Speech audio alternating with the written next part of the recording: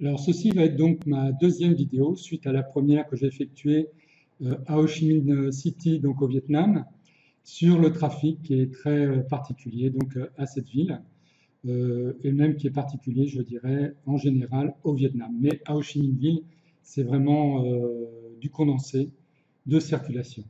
Alors cette deuxième vidéo est plutôt une escapade que j'ai effectuée à Vung Tau, qui est une petite ville au bord de la mer, qui est à 2 heures d'Ho Chi Minh Ville, et qui est en fait une des destinations privilégiées des habitants d'Ho Chi Minh Ville. Pourquoi? Parce qu'ils peuvent accéder directement à la mer, se baigner, changer d'air, hein, parce que Ho Chi Minh est quand même une ville relativement polluée, étant donné qu'elle est en continuelle mutation. Et en ce moment, ils sont en train de construire un métro, et toutes les rues sont en renouvellement complet, donc il y a tout un tas de poussière qui traîne.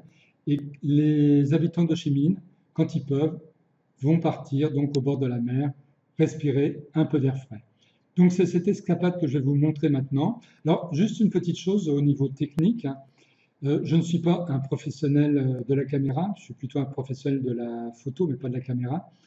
Et j'utilise un tout petit appareil photo qui tient dans ma main, dans le creux de ma main, ce qui donne donc un petit problème de stabilité au niveau des images. Donc ceci est je dirais, ma première vidéo un peu plus longue que j'ai effectuée avec cette caméra, ce qui m'a permis de me rendre compte des petits problèmes inhérents à ce style d'appareil photo. Et donc je vais essayer d'améliorer ça dans mes prochaines vidéos. Donc je vous demande de m'excuser un petit peu pour la qualité peut-être des prises de vue qui ne sont pas hyper professionnelles. Mais le but ici n'étant pas de vous montrer un film professionnel, mais plutôt de vous montrer ce que l'on peut trouver dans cette petite ville de Vung Tau, donc au bord de la mer, à 2 heures d'Ho Chi Minh Ville. Alors voici la situation donc de Vung Tau qui est donc ici, sur la carte de Google, par rapport à Ho Chi Minh City qui est ici, donc c'est tout ça, c'est tout ce grand pâté ici. Donc en fait, pour accéder à Vung Tau, il y a deux possibilités. Quand on n'est pas, naturellement, on n'a pas de voiture personnelle, c'est de prendre un bus qui va prendre donc cette route-là et qui va arriver à Vung Tau, donc en 2 heures, ou alors de prendre qu'on appelle un ferry, un bateau qui va prendre donc cette rivière ici, voilà, et qui va accéder à Vung Tau, et ça prend exactement 2 heures pareillement. Donc voilà pour la situation de Vung Tau. Donc vous voyez que Vung Tau, en fait, si j'agrandis un petit peu, voilà, là on est complètement au bord de la mer. Là il y a le Mekong, ici. Non, ici, pardon. Donc, qui arrive donc pas loin en fait de cette baie-là, de Vung Tau. Et vous voyez donc Ho Chi Minh, c'est pas loin de tout ça, c'est pas loin du Mekong. Alors, au niveau situation, c'est quand même intéressant, puisque en habitant à Ho Chi Minh City, ça permet quand même d'être à 2 heures de la mer. Alors naturellement, c'est pas le meilleur endroit pour aller au bord de la mer, mais c'est à 2 heures simplement d'Ho Chi Minh. Sinon, naturellement, il y a d'autres possibilités, hein. Si on regarde, par exemple, il y a Nha Trang ici, mais vous voyez, c'est beaucoup plus loin. Là, il faut déjà prendre l'avion pour aller ici. Donc, celui qui veut qu'on s'appelle accéder rapidement à la mer lors d'un week-end et qui habite Ho Chi Minh City, Vung Tau, c'est exactement la destination rêvée pour cela. Alors voici donc l'embarcadère, enfin la cabine pour partir à Vung Tau. Vous voyez qu'il y a des bateaux régulièrement.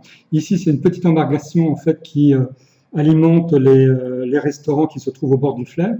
Et le grand bateau, c'est un grand restaurant qui lui ne bouge pas et qui permet donc de manger au bord de l'eau. Donc là, c'est l'environnement que l'on a autour de l'embarcadère pour partir sur Vung Tau. Ça permet de voir un petit peu ce qui se passe aux alentours. Bon, moi, je me suis, j'ai regardé un petit peu tout ça en attendant donc le bateau. Comme vous pouvez le constater, il ne faisait pas un temps vraiment exceptionnel, mais bon, c'était quand même sympa. Il ne pleuvait pas. Et puis à Vung Tau, on a eu par la suite assez beau temps, donc ça allait. Il y a toujours une petite différence de moment entre Ho Chi Minh et Vung Tau. Alors là, c'est donc le fameux bateau qui arrive, que l'on va prendre donc pour partir sur cette ville-là. Donc je vous rappelle ce bateau-là met 2 heures pour accéder donc à Vung Tau. Alors en général, il est quand même relativement plein. Vous allez voir comment ça se passe au niveau de l'intérieur. Dans quelques secondes, je vais vous montrer donc l'intérieur de ce bateau-là. C'est un bateau assez agréable. En fait, il n'y a pas trop de problèmes puisqu'on se situe sur une rivière et donc il n'y a pas ça ne tombe pas vraiment, même quand il y a du vent, donc c'est pas trop désagréable à prendre. Alors voici donc l'intérieur du bateau, donc les gens qui embarquent au fur et à mesure. Voilà, ils prennent leur place facilement. Moi, je suis rentré dans les premiers, ce qui me permet d'avoir une bonne place sans avoir de problème pour les jambes. C'est toujours pas désagréable. Donc là, il y avait un quartier VIP pour les gens qui veulent mettre un petit peu plus d'argent. Alors voilà donc la ville de Vung Tau. Donc il y a donc ces écriteaux-là pour cette année 2017. Ça, c'est donc la plage, vue sur la plage, donc où les gens s'amènent en moto et gardent donc leur moto à ce niveau-là. Et ceux qui ont été se baigner, ils vont prendre une douche, comme vous voyez là, régulièrement. Et là, donc, ça, c'est la plage. Vous voyez que c'est pas noir de monde, hein, c'est vraiment une localité au bord de la mer, mais qui n'est pas complètement noir de monde, alors que là, on est quand même le week-end. Donc, normalement, ça devrait être bondé, mais bon, c'est plutôt une ville qui s'adresse aux Vietnamiens. Donc, ce n'est pas vraiment bondé de monde, comme on peut voir sur d'autres plages comme à Nha Trang ou d'autres plages le long de la côte, qui eux sont vraiment des plages touristiques qui attirent pas mal de monde. Alors, il y a tout un passage piétonnier le long de la plage, et puis vous avez donc des espaces verts avec pas mal de statues. Je vais vous montrer en détail. Voilà un petit peu comment sont les espaces verts. Alors, ce qui est intéressant, c'est que ces espaces verts-là vont faire un pouvoir tampon entre l'avenue qui longe la mer et donc la mer par elle-même. Donc quand on est au bord de la plage, on n'entend pas tellement de bruit, trop de circulation, c'est assez intéressant. Là, c'était l'endroit où les gens viennent se garer en moto. Donc là, voilà une des statues. Je vais vous montrer un peu en plus grand. Là, c'est des statues en pierre. C'est pas mal, c'est de l'art moderne. Bon, on n'aime pas, c'est toujours pareil, mais moi je trouve que c'est pas mal pour une petite ville comme ça d'avoir pu implanter tout un tas de statues pouvant être vues du tout public, hein, avec une certaine diversité dans les statues, comme vous pouvez le constater, hein, comme la femme et l'enfant. Là, une femme à moitié enfoncée dans le sol, avec un sein qui dépasse, etc. Un poisson, une carpe en fait. C'est que la carpe, c'est un poisson qu'on appelle très important au niveau des Asiatiques. Là, donc, des statues modernes de femmes. Vous voyez une tête, je vais vous montrer plus près la tête. Là, on dirait presque une tête de Maori, pour ceux qui connaissent, hein, de l'art au niveau du Pacifique. Et là, une femme complètement moderne, avec des lignes assez épurées. On aime ou on n'aime pas, c'est toujours pareil. Hein. Moi, je ne juge pas au niveau de l'art. Chacun apprécie l'art par lui-même. Alors, il y a tout un tas d'espaces où les gens peuvent faire certaines activités, comme jouer par exemple ici au ballon. Vous avez une femme par exemple qui est en train de faire de la musculation d'entretien gratuitement, donc au bord de la mer. Et vous voyez la femme qui s'amène à gauche là, va se lancer à faire donc cette musculation d'entretien. Vous voyez, elle en a un petit peu besoin.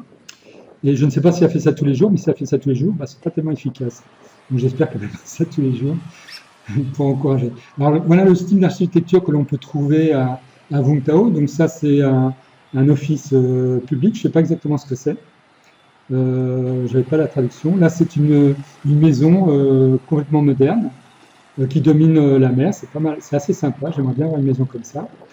Là, c'est toute la partie côtière qui abrite les petits bateaux de pêcheurs. Donc il y a tout un tas de petits pêcheurs hein, qui partent de cet endroit-là et qui font ça régulièrement tous les jours pour aller pêcher le poisson, etc. et le vendre pour les restaurants locaux. Là, voilà la fameuse avenue qui en fait longe toute la mer, qui est très très très longue, où naturellement on a tous les qu'on appelle des bâtiments modernes, mais il y a aussi des temples comme celui-ci, que je n'ai pas visité, j'ai pas eu le temps. Là, c'était simplement une première visite d'approche sur Vung Tau. J'y retournerai certainement pour faire des visites plus ponctuelles. Alors là, voilà ce que l'on peut trouver le long de l'avenue, hein, des petits vendeurs de rue avec des boulettes de tout un tas de trucs. Hein. Moi, en général, je ne mange pas tellement ces choses-là, mais juste pour vous montrer un petit peu ce qu'ils offrent en possibilité, pas cher. Donc pour les gens qui se baladent, hein, pour les Vietnamiens, en fait, ça c'est vraiment de la cuisine pour les Vietnamiens. Et voilà mon stand préféré, c'est un stand qui fait des jus de canne à sucre. Et voilà donc mon jus prêt. Vous voyez comment c'est fait. Donc vous avez la presse à canne à sucre. Vous avez la canne à sucre qui est derrière, il presse ça. Et vous avez un jus frais. Le jus de canne à sucre, c'est vraiment un jus extraordinaire pour la santé. Alors j'ai continué donc mes pérégrinations dans Vung Tau. Donc il y a un musée qui présente tout un tas d'armes anciennes du XVIIe au XIXe siècle, d'Asie ainsi que d'Afrique. Hein, donc tout un tas de canons, de choses comme ça. Donc des canons qui défendaient la côte. Hein. Il faut savoir que Vung Tau, c'était une ville fortifiée qui défendait donc vers l'entrée du Mékong et qui était assez réputée hein, pour justement prévenir les invasions.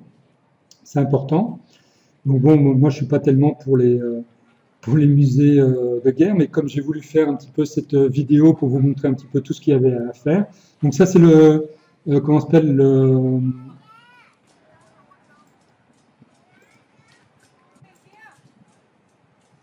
c'était le musée d'art de guerre, donc comme on a pu le voir. Et là, c'est la vue donc, que l'on a du musée.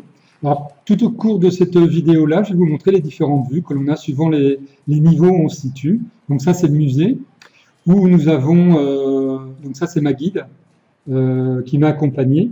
Et vous verrez qu'à un moment, d'ailleurs, j'ai demandé à son fils et à sa sœur, donc à elle, de m'accompagner pour faire la visite un peu plus haut. Je vais revenir un peu plus tard. Donc ça, c'est toute la collection comment on appelle, de faïences du Vietnam, donc qu'il y a dans ce musée. Donc ça, c'est intéressant pour celui qui est intéressé par les antiquités de faïence. Hein, c'est pour ça que j'ai pris un petit peu ces vues, parce que je sais que certaines personnes sont intéressées par ça. Moi-même, j'y suis assez intéressé puisque j'ai été antiquaire en Chine il y a pas mal d'années.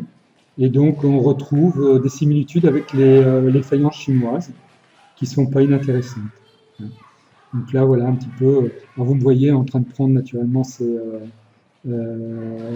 vues dans le reflet de la glace, mais bon, je n'ai pas pu tellement faire autrement. Là, vous avez des vues un peu plus rapprochées pour vous montrer un petit peu ce que ça donne de plus près au niveau de ces faïences. Et donc une plus grande ici. Alors ça, c'est le mobilier qui existait. Alors, il faut savoir que c'était une résidence. Alors ça, c'est un musée. C'est un musée qui est en construction depuis très longtemps sur la guerre. Et voilà une des vues donc, que l'on a de ce musée au premier étage. Voilà ce que l'on a. Je vais vous montrer voilà, la deuxième fenêtre, la deuxième vue que l'on a donc de ce musée. Donc oui, ce que je vous disais, c'est que ce musée-là, en fait, dedans, il y avait l'habitation d'un roi, ainsi que, donc ça c'est la pièce du roi, et vous avez deux autres pièces, une pièce qui était pour ceux qui venaient le visiter, et la troisième pièce était pour les femmes qui accompagnaient donc ceux qui venaient le visiter. Donc ça c'est pour ceux qui accompagnaient ceux qui visitaient le roi, et on va voir après donc la pièce où venaient résider les femmes qui accompagnaient donc ces personnes. Alors, vous voyez, au niveau du mobilier, c'est quand même, je trouve ça relativement spartiate. Alors voici une autre vue donc de cette fenêtre-là. Et là, on voit donc le téléphérique qui va monter jusqu'en haut de la colline. On voit donc la végétation en dessous. Vous verrez plus tard que dans mon périple, je suis monté donc en haut. Non, ça, je vais vous en reparler un petit peu plus tard. Donc ça, c'est la fameuse chambre des femmes. J'ai pas su à quoi correspondait la porte plus loin. Elle était fermée, on ne pouvait pas l'ouvrir. Alors ça, ce sont les allées. Il y a plein d'allées. C'est très joli, surtout quand il fait beau comme cette journée-là. C'est vraiment splendide. Vous avez des troncs un petit peu tordus qui vont dans tous les sens et vous avez une certaine luminosité qui est vraiment très agréable et vous pouvez vous balader comme ça sur pas mal de distance. Donc. Et vous voyez donc les jeux d'ombre et de lumière que cela fait. Vous voyez un petit peu les arbres, c'est vraiment, je trouve, assez magnifique. Vous avez en fait pas mal d'escaliers qui montent, qui descendent naturellement dans tous les sens. Alors ça peut faire pas mal d'exercices, mais c'est vraiment très agréable puisque c'est ombragé. Donc malgré la température, c'est agréable. Alors ici, ça c'est une église qui est pas loin. Une église donc certainement catholique, hein, je n'ai pas la confirmation, mais je pense que c'est une église catholique. Donc c'est juste pour vous montrer un petit peu l'environnement. Là, voilà la vue qu'il y a au niveau pratiquement de l'église. Et un petit peu plus loin dans la vidéo, je vais vous montrer la vue qu'il y a pas loin de cette grande statue qui permettait donc d'avoir une vue vraiment panoramique très intéressante. Alors ça, c'est donc naturellement l'escalier qui amène à l'église avec les espèces de grands bonsaïs. Et voilà la vue donc au niveau de ces escaliers. Donc vous allez voir progressivement la vue changer. Plus on monte, c'est un petit peu l'intérêt de ces endroits-là. Bon là, c'est juste pour montrer un petit peu l'intérieur de l'église. Moi, je suis pas très fan d'église, mais bon, je fais pas cette vidéo spécialement pour moi, mais pour tout le monde. Donc, je me suis dit peut-être que ça intéresse certains d'entre vous de voir comment est une église dans un pays donc comme le Vietnam, qui est plus ou moins bouddhiste, enfin plus bouddhiste qu'autre chose. Et voilà donc les marches qui amènent à la statue. Vous voyez, il faut faire quand même un petit peu d'exercice pour accéder à cette fameuse statue. Mais en haut, ça vaut le coup parce qu'on a une très belle vue. Alors là-haut, au niveau de la statue, il y en a pas mal qui prient en mettant la main sur la statue, etc. Enfin, bon. Donc voilà la vue que l'on a donc en haut. Alors maintenant, un peu plus loin, j'ai été donc prendre le fameux téléphérique. Donc là, j'ai demandé donc à ma guide et donc de demander à son fils et à sa sœur de m'accompagner, ce qui va leur permettre de pouvoir visiter un lieu où ils sont jamais allés alors qu'ils habitent donc cette fameuse ville. Mais bon, c'est quand même pas tellement donné pour les gens locaux pour visiter. Donc voilà l'arrivée en haut du téléphérique. Il faut savoir que dans le prix, quand vous payez en bas, donc tout est compris. Vous avez en haut, il y a des manèges, il y a tout ça pour des enfants, tout est compris. Hein, il y a simplement une fois à payer, c'est tout. Sauf naturellement si vous achetez des boissons, des choses comme ça. Donc voilà la vue que l'on a en arrivant en haut du téléphérique. Vous verrez qu'il y a encore d'autres vues encore plus haut. Hein, ce que j'ai voulu vous montrer, c'est un petit peu les différents types de vues. Plus on s'élève, à Vung Tau, c'est une ville qui est vraiment en contrebas. Et donc plus on s'élève, plus on a une vue dégagée. Et là, on peut se rendre compte un petit peu de l'architecture de cette ville. Alors ça, c'est le parc qui a donc en haut le Home Park. Et c'est là-dedans que tout est compris. Vous pouvez vous balader, vous pouvez prendre tous les transports gratuitement. Là, vous avez tous les indications pour aller vers les différentes activités. Donc là, c'est ma guide en premier plan, ensuite son fils et comment s'appelle, sa sœur. Je ne prenais pas ça vraiment pour ça, mais plutôt pour le pigeonnier. Là, il y a un pigeonnier qui fait partie du parc. Donc, vous avez tout un ensemble de pigeons et tout en même temps, vous avez pas mal de pigeons qui s'envolent, c'est assez agréable. Vous avez une cascade qui est assez jolie, vous allez voir, voilà, une vue plus rapprochée. Et c'est vraiment un petit peu comme un havre de paix dans un monde de brut, comme on dit. Ici, c'est le plan total de Home Park, avec toutes les différentes activités qui existent. Et puis, vous avez des petites habitations comme ça, enfin, qui ne servent, je ne sais pas en fait à quoi ça sert exactement. Peut-être c'est des lieux de rencontre. J'ai pas eu le temps de savoir en fait à quoi ça servait, parce que là, j'étais quand même assez rapidement. Alors vous pouvez, pour ceux qui ont des enfants, par exemple, vous pouvez faire gratuitement, je vous rappelle, c'est compris dans le prix, un tour de calèche comme ça. C'est assez sympathique, hein, s'il vous fait un tour global et vous revenez au même endroit. Et ça vous amène à cet endroit-là où vous avez donc l'entrée pour accéder à un espèce de grand Bouddha. Et vous avez un temple que je vais vous montrer un peu plus loin. Donc voilà l'entrée. Vous pouvez visiter, c'est assez agréable. Vous allez voir, c'est bon, ça vous permet de voir un petit peu ce que c'est qu'un temple bouddhiste. Donc là, c'est l'entrée, juste avant l'entrée du temple, vous avez des grandes statues. J'en avais pris d'autres, mais malheureusement, je n'avais pas fait attention à l'inclinaison de ma caméra, ce qui fait que je n'ai pas pu vous les montrer. C'est un peu dommage, mais bon. Là, ça va vous donner quand même une idée des statues qu'il y a donc juste avant l'entrée du temple. Et ça, c'est donc à l'intérieur d'une espèce de grotte hein, qui forme le temple. Et vous avez plein d'autres statues, vous voyez. Alors, je ne connais pas leur signification, hein. Il y a des significations certainement pour chaque statue. Je ne suis pas rentré dans le détail, hein. C'était une visite assez rapide. Là, vous avez donc tout un chemin qui mène à un hôtel avec des fresques au mur, comme celle-ci. Et vous avez tout un tas de statues qui ont certainement des significations, mais comme je vous l'ai dit, je suis passé assez rapidement, je ne suis pas rentré dans le détail. Je reviendrai certainement un autre moment, et là je prendrai le temps de m'enseigner sur ce que c'est exactement toutes ces statues-là. Ce sont certainement des dignitaires bouddhistes, où ça représente de toute façon quelque chose des personnes importantes. Et là vous avez donc le temple bouddhiste, vous voyez, avec une croix, une svastika, et vous avez donc les offrandes qu'il y a juste devant le temple.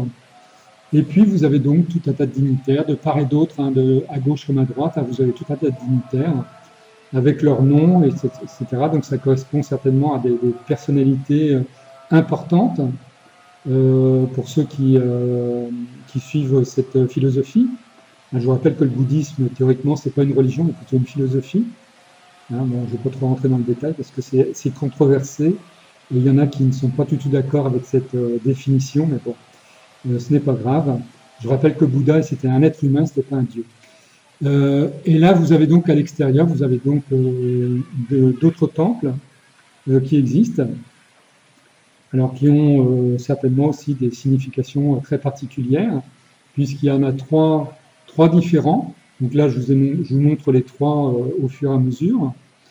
Mais c'est pas, il faudrait que je rentre vraiment dans le détail au niveau de la religion bouddhiste, pour essayer de comprendre en fait à quoi correspondent toutes ces statues et pourquoi elles sont là. Enfin, il y a toute une symbolique qui existe que je ne connais pas, je ne maîtrise pas tout à fait, mais je pense que ça va être assez intéressant de s'y intéresser. Moi, j'ai encore pas mal de temps. Et à l'extérieur, vous avez donc des carpes dans un bassin, un petit pont, et puis vous voyez tout un petit jardin qui est très agréable. Et donc voilà aussi des bâtiments extérieurs. Alors, voilà à quoi ça correspond. Ça fait un petit peu temple, je dirais. Vous voyez, c'est le derrière en fait de la statue. Et oui, ce que je disais, ça faisait un peu temple japonais, hein, très pur. Et là, vous avez donc la vue avec un début de coucher de soleil, puisque le temps a passé pas mal. Hein, on a passé énormément de temps là-haut à se balader. On a fait énormément de kilomètres en fait en se baladant tranquillement. Mais avant de partir, il y avait donc des animations pour les enfants. Donc là, je vous montre en gros les styles d'animation pour ceux qui ont des enfants. Hein, c'est juste pour vous montrer ce qui est possible de faire pour celui qui a des enfants et qui voudrait passer un après-midi sympathique à Vung Tau en ayant des enfants en bas âge. Et donc, il y a moyen de faire des choses. Donc là, vous voyez, il y a une espèce de manège comme ça. Vous allez voir, il y a différentes choses. Je ne fais pas un reportage énorme là-dessus. C'est juste pour vous montrer un petit peu les possibilités. Vous avez un espèce de toboggan. En bout du toboggan, vous avez les enfants se reçoivent dans des espèces de petites balles en plastique. Et ensuite, ils peuvent jouer. avec ses balles.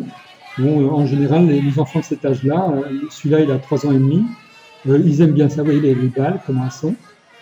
Donc, ils aiment bien descendre comme ça. Vous voyez, c'est pas violent comme descente, c'est vraiment adapté pour des enfants en bas âge. Et puis après, ben, voilà, ils finissent là-dedans. Ils jouent entre guillemets à la baballe, ils sont contents.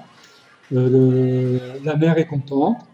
Et vous avez à l'extérieur encore, vous avez par exemple la Love Garden, là, qui est un endroit qui est dédié à l'amour, entre guillemets, et donc des statues. Alors là, ce qui est intéressant, c'est ça montre en fait une histoire qui a été écrite par un écrivain en 1941, c'est Nam Cao, en fait, qui raconte l'histoire d'un quelqu'un qui n'était pas de bonne famille, qui était plutôt brigand et qui en fait a rencontré l'amour de quelqu'un qui était assez pur. Et en fait, ils ont vécu un amour paisible et tout. Et donc, tout ça pour dire que rien n'est perdu. Quand on cherche l'amour, l'amour peut être le déclencheur d'une nouvelle vie. Hein. Donc, c'est un petit peu le message qui est donné dans ce jardin du bonheur. Là, vous avez quelques animaux, des pans, etc., qui se baladent, hein, ce qui donne un petit peu un agrément pour les enfants. Et là, vous avez donc Adam et Ève. Je pense que c'est Adam et Ève. Adam qui donne la pomme à Ève. Hein, je pense que c'est ça la symbolique. Vous remarquerez par contre le corps le buste de l'homme qui est vraiment puissant. Hein. Vous voyez, les muscles, c'est vraiment hyper fort. Alors, pour finir cette petite balade, il y a une espèce de lac. Vous pouvez faire des balades en cygne, comme ça, tout ça c'est gratuit. Enfin, c'est gratuit, c'est inclus dans le prix, naturellement. Vous pouvez faire une petite balade comme ça, sympathique. Vous pouvez monter à 3 ou 4 dans le cygne et vous balader de façon très sympathique dans ce petit lac. Ça fait une petite balade. Vous voyez, c'est vraiment fait pour avoir un moment de détente pour ceux qui viennent de la ville comme Ho Chi Minh. Donc, ça leur permet d'avoir vraiment une petite journée complètement dédiée au relax, hein, en famille. C'est plutôt fait pour la famille. Donc, voilà un petit peu les possibilités. Alors, voilà, le jour tombe sur Vung Tau. Vous avez donc la même vue que tout à l'heure, mais à la tombée de la nuit. Vous voyez un petit peu les différences de luminosité. Moi, je trouve ça assez sympathique. Donc là, vous avez une première partie de la vue. Et l'autre partie, je vous l'ai montré avant. Et là, maintenant, c'est déjà l'heure du départ. Donc, pour repartir donc le lendemain sur Ho Chi Minh Ville.